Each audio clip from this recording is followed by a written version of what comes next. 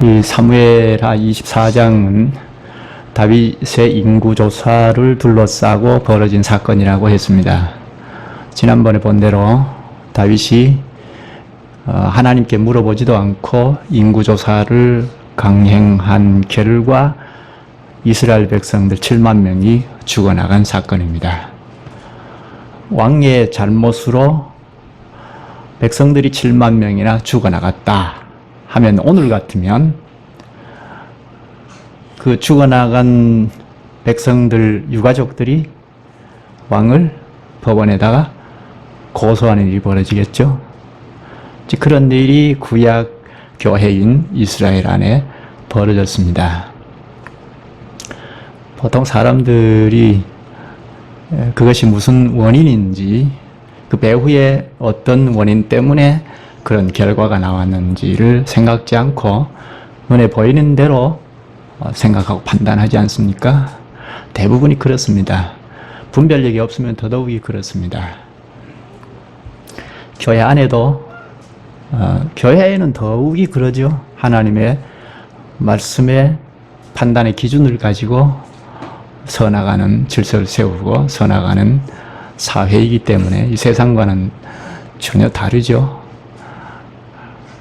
그런데 판단 기준인 말씀이 빈약하면 그저 눈에 보이는 대로 판단하고 말 것입니다.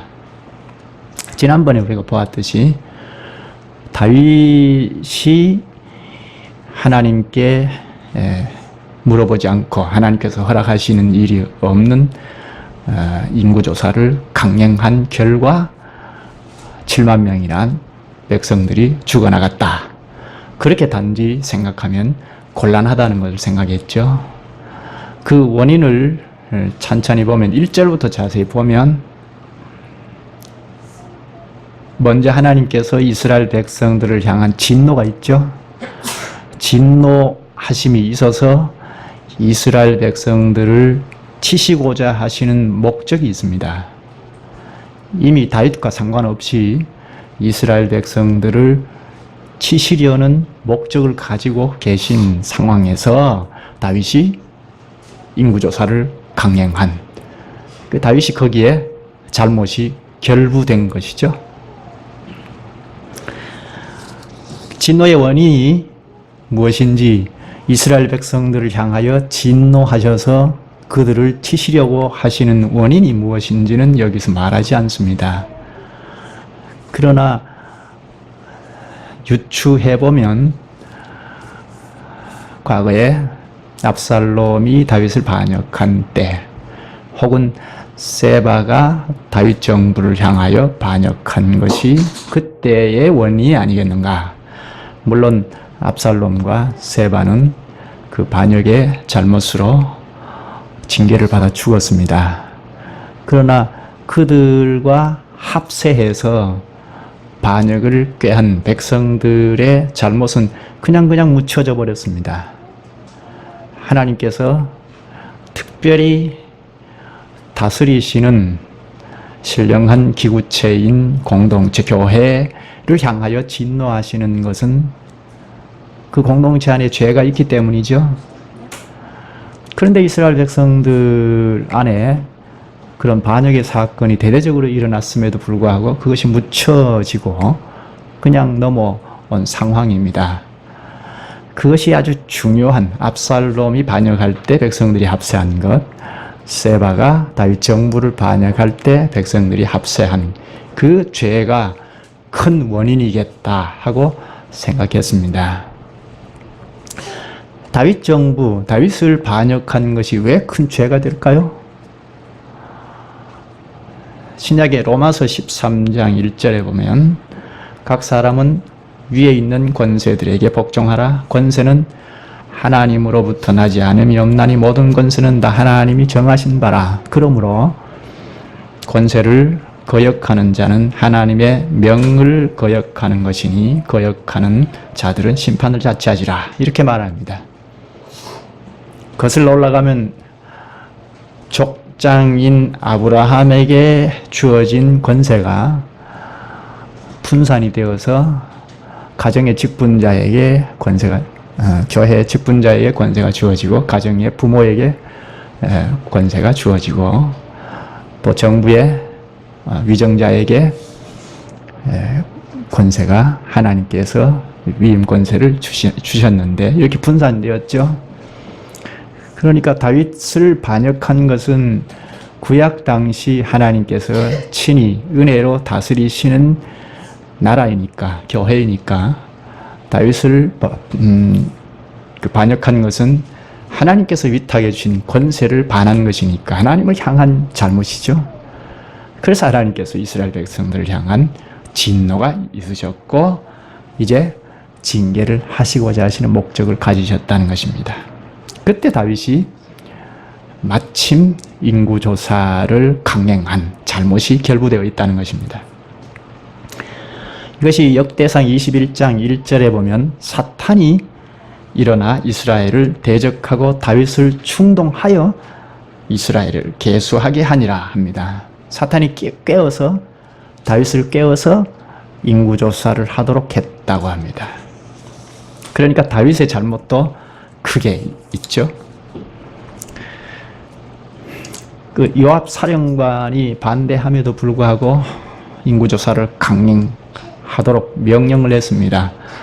그래서 결국 요압 군사령관으로부터 그 하나님의 다윗의 명령을 받아서 인구조사단을 꾸려서 결국은 인구조사를 합니다. 그 결과 9절에 보면 이스라엘 지역의 지파가 한 80만 명, 그리고 유다 지파에서 50만 명, 130만이란 장정만 그런 결과를 냈습니다. 이것은 대단한 숫자이죠. 출애굽할 당시 시내산 앞에서 인구조사를 할 때 60만 3,550명이었는데 그리고 40년 광야 생활을 끝나고 가나안 땅에 들어가기 직전 모압 평지에서 모세가 하나님의 명을 받아서 인구조사할 때 60만 1,730명 정도였는데 지금 130만이니까 상당한 숫자이죠. 그런데 여기 9절에 보면 칼을 빼는 담대한 자라고 해서 그 연령을 계수했다는 얘기하지 않고 칼을 빼는 담대한 자라는 표현을 했습니다. 이것은 인구조사의 목적이 군사적인 것을 금방 알 수가 있죠. 그런데 10절에 가면 무슨 연유인지는 알 수 없으나 다윗이 크게 회개를 합니다. 10절을 한번 볼까요? 다윗이 백성을 조사한 후에 그의 마음에 자책하고 다윗이 여호와께 아뢰되 내가 이 일을 행함으로 큰 죄를 범하였나이다. 여호와여 이제 간구하옵나니 종의 죄를 사하여 주옵소서. 내가 심히 미련하게 행하였나이다 하며 다윗이 여기 마음에 자책했다 하는 것은 마음에 찔렸다는 것입니다. 양심의 가책을 표현한 말인데요. 다윗의 마음을 찌른 것은 적군의 칼이 아니고 자기 양심이었습니다. 양심의 가책에 압도되어서 하나님께 인구조사로 큰 죄를 범하였나이다 합니다. 종의 죄를 사하여 주옵소서. 내가 심히 미련하게 행하였나이다 합니다.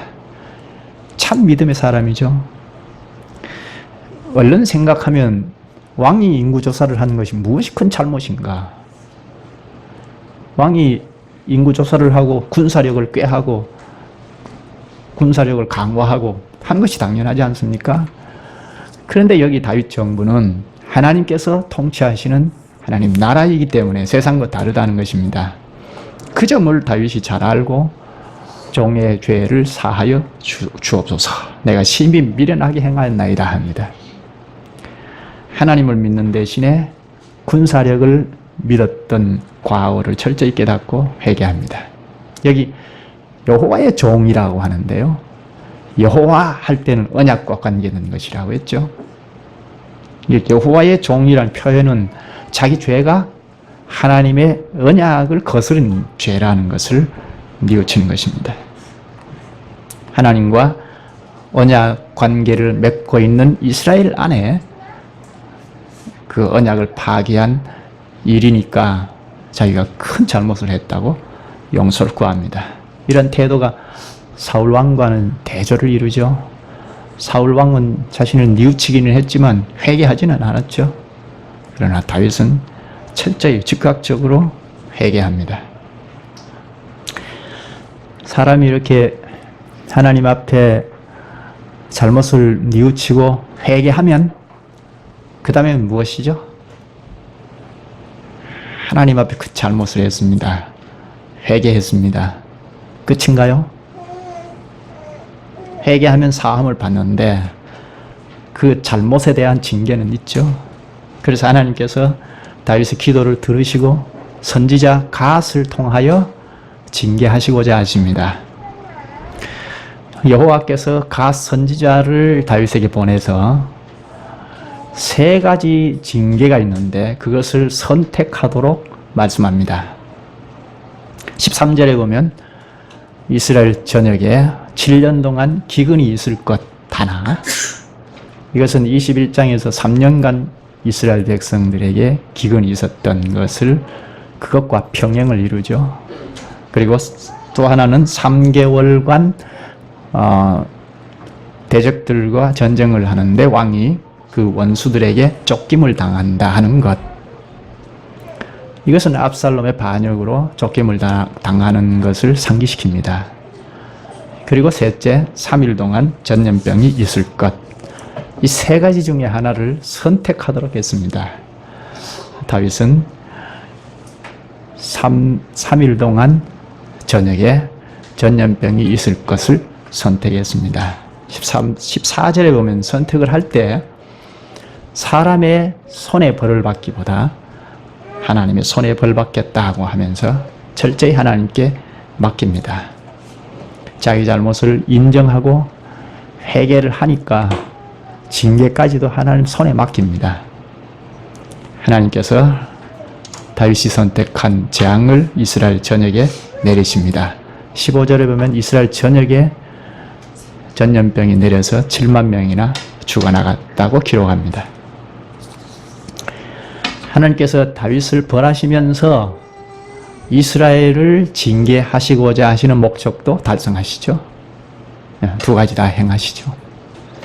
이스라엘 전역을 돌던 재앙이 죽음의 천사가 예루살렘 앞에까지 당도했습니다.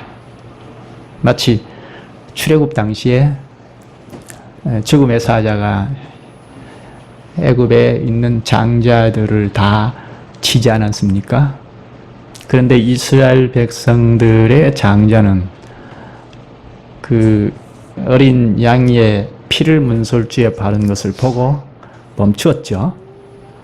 치시려 하다가 멈추고 이스라엘 백성들 장자는 다 넘어갔습니다.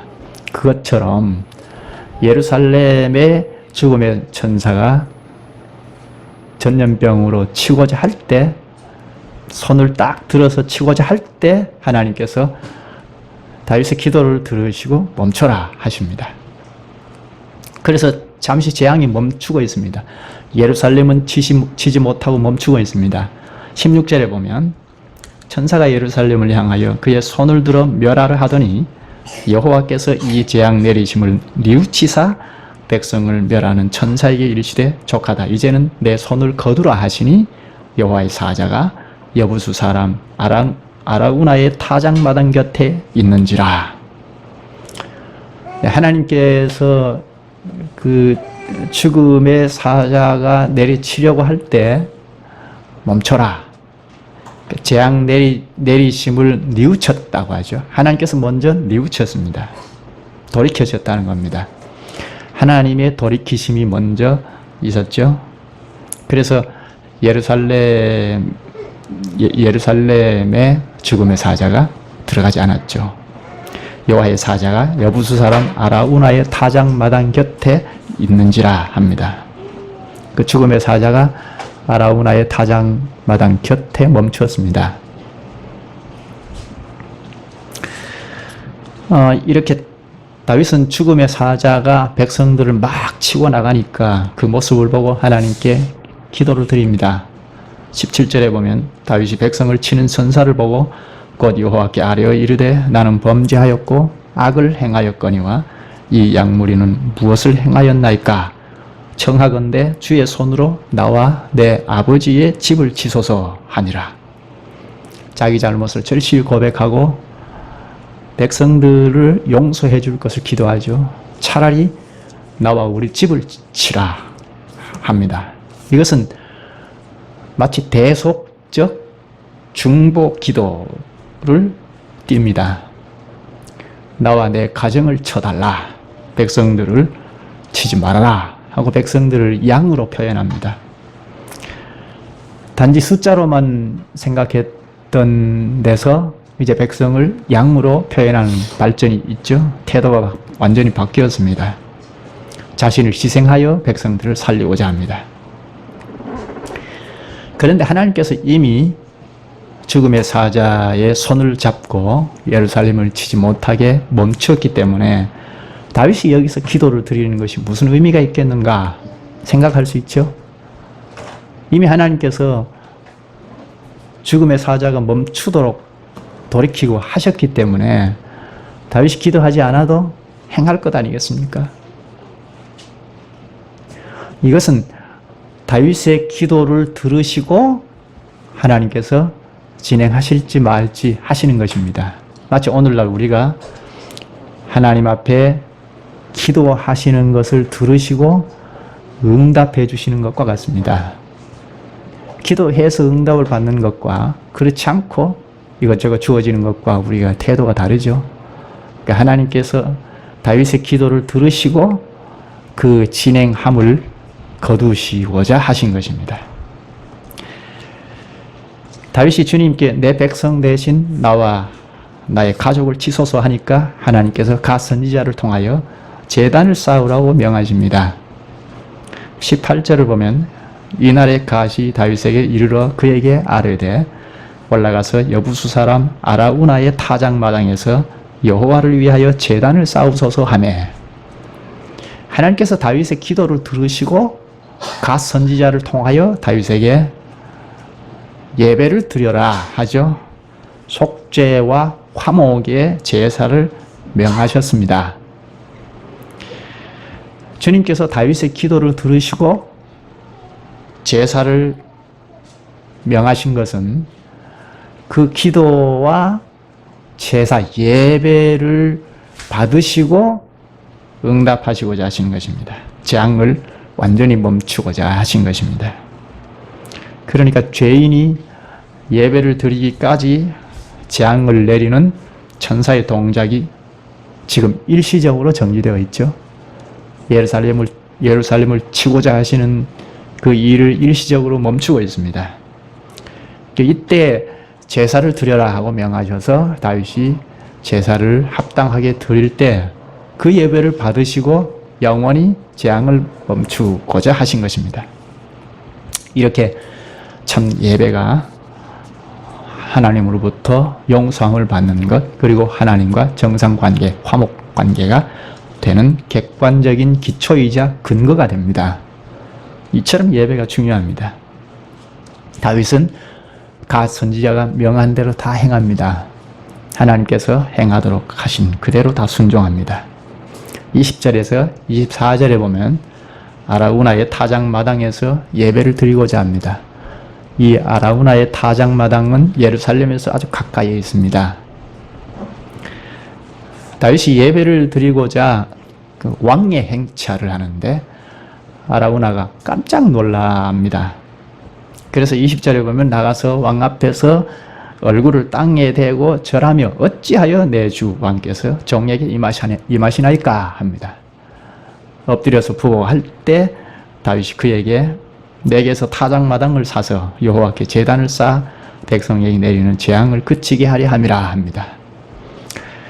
백성들을 향하여 하나님께서 재앙을 내리시고 있는데 이 재앙을 그치게 하고자 예배를 드리고자 한다 하고 자초지종을 설명을 하니까 아라우나가 어떻게 했습니까? 다 행하셔서 다 가지소서 하죠. 이 밭도 가지시고 밭에서 제사를 드리고자 하니까 밭도 가지시고 또 번제에 필요한 불도 있고 장작도 있고 다 있습니다. 재물도 있습니다. 소도 있습니다. 다 가지십시오. 이렇게 이야기하죠. 그러자 다윗이 그렇게 하지 않겠다. 값을 지불하고 사겠다 합니다. 24절에 내가 값을 주고 내게서 살이라. 값 없이는 내 하나님 여호와께 번제를 드리지 아니하리라 하고 다윗이 은 50세겔로 타작마당과 소를 사고 합니다. 다윗은 값을 지불하지 않고 드리는 예배는 하나님께서 기쁘게 받지 않으신다는 것을 잘 알고 있었습니다. 그래서 은 50세겔로 타작마당과 번제에 필요한 소를 사고 번제와 화목제를 드리게 됩니다.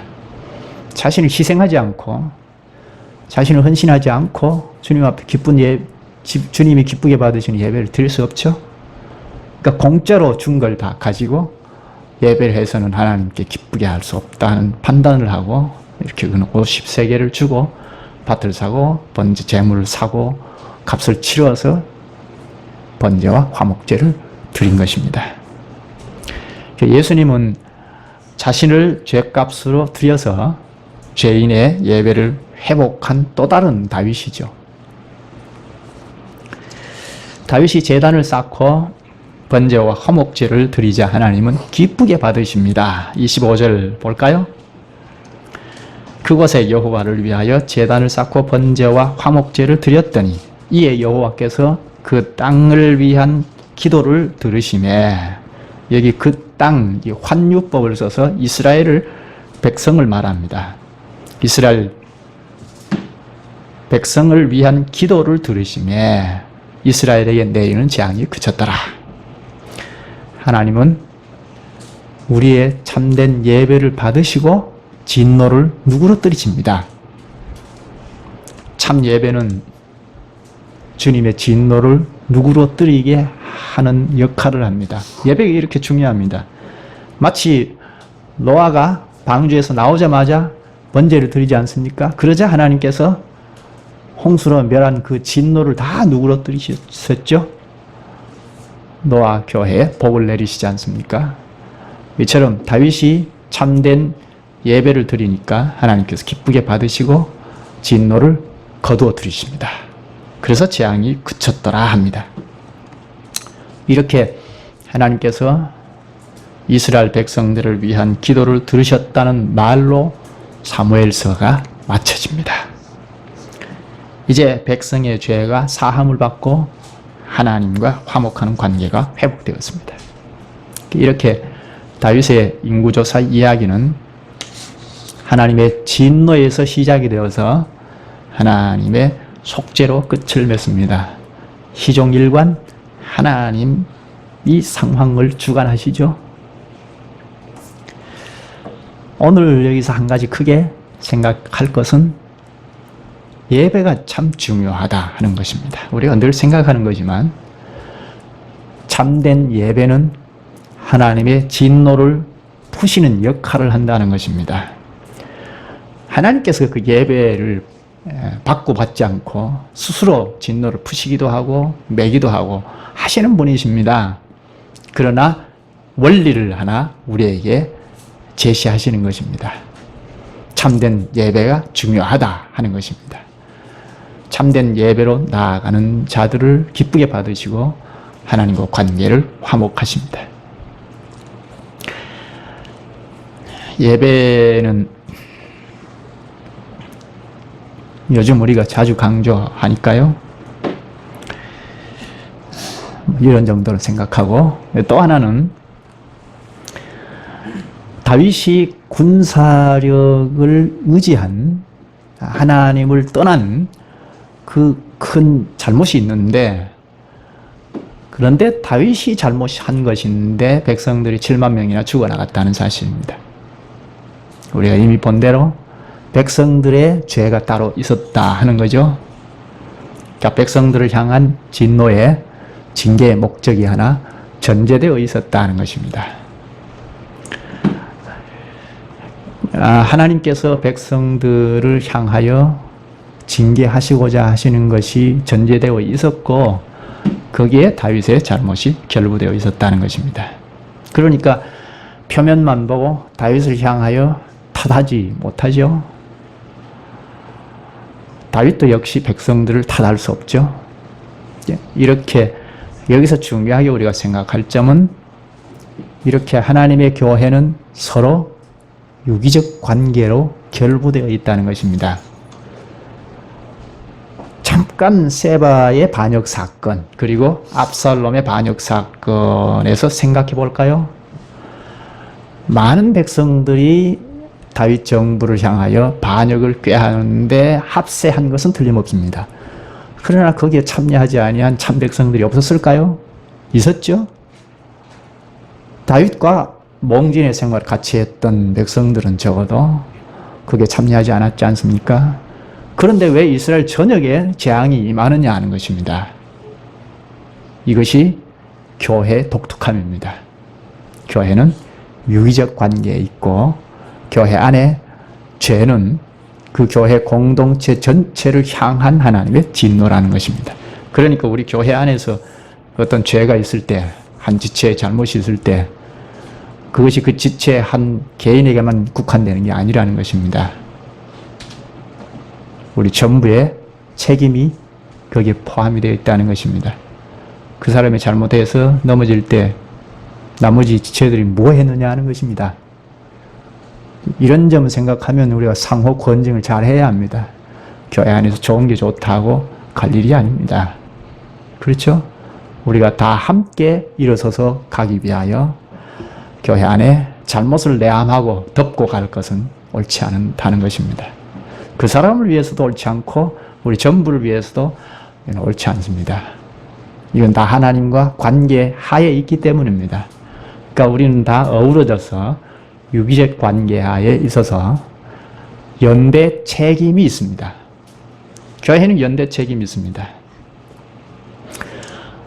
압살롬이 반역할 때 많은 백성들이 지지를 보탰지만 거기에 옳지 않다는 백성들이 많이 있었지 않습니까? 상대적으로 숫자는 적었지만 그건 옳지 않다고 한 사람들이 있었을 것입니다. 그러나 그것이 힘을 쓰지 못하고 결국은 많은 백성들의 반역 행위, 그 행위 끝나고 난 다음에도 묻혀져 버렸습니다. 누구 하나 그 문제 제기를 하지 않고 지내왔습니다. 그래서 하나님께서 다윗 정부 후반기에 이렇게 징계를 하고자 하신 것입니다. 교회 안의 문제는 덮어져서 될 일이 아니라는 것을 오늘 극명하게 보여주고 있습니다. 그리고 그것은 잘못한 그 사람의 책임만이 아니라는 것, 우리 모두의 책임이 있다는 것입니다. 그러니까 누구를 향해서 화살을 돌릴 수가 없습니다. 나는 못했느냐 하는 것입니다. 그러니까 모두 연대 책임의식을 가지고 상호 권징의식을 가지고 자꾸 일어서서 함께 가고자 하는 것이 있지 아니하면 일반 조직과 크게 다르지 않죠. 좋은 게 좋다 하고 넘어갈 수 없는 것입니다. 이것은 이렇게 상호 권징을 하면서 다 함께 끌어올리려면 결국은 진리의 말씀을 깨닫는 바가 있어야 합니다. 말씀을 풍성하게 전하고 가르침 받아 그 진리 위에 명백하게 서야 합니다. 그렇게 진리 위에 굳건하게 서 가는 데서 볼 것을 보고 분별할 것을 분별하고 무엇이 잘못되었는지 그 근원을 잘 파악해서 제거할 수 있습니다. 그렇지 않으면 그 이면에서 일어나고 있는 일들을 분별할 수 없어서 상호 권징에서 일어날 수가 없는 거죠. 오늘 여기까지 하시죠. 기도하겠습니다. 자비하신 주님, 주님께서 죄를 그냥 두고 가는 이스라엘 교회를 진노하사 그들을 징계하시려는 다윗의 인구조사로 그의 과욕과 교만, 하나님을 떠나는 잘못이 명분이 되어 7만 명이나 백성들이 죽게 된 사실을 저희에게 가르치셔서 신령한 교회 안에서 죄를 덮어두고 갈 수 없음을 크게 교훈하시옵나이다. 주님, 저희는 늘 둔하고 생각이 짧아 하나님께서 노하고 계시는 그 자체도 인식하지 못하고 그저 좋은 게 좋다는 식으로 교회를 형성하려는 경향, 죄성이 늘 움직이옵나이다. 주님, 저희를 구원의 백성으로 이 세상에서 구별된 인식으로 세워주셔서 이 시대에 귀감이 되고 과연 주님의 교회답다 할 만한 교회로 신령하게 진리의 기둥과 토의 교회로 건설하게 되기를 소원하옵나이다. 저희가 말씀 위에 늘 든든히 서서 전진하게 하여 주시기를 원하옵나이다. 예수님의 이름으로 기도하옵나이다. 아멘.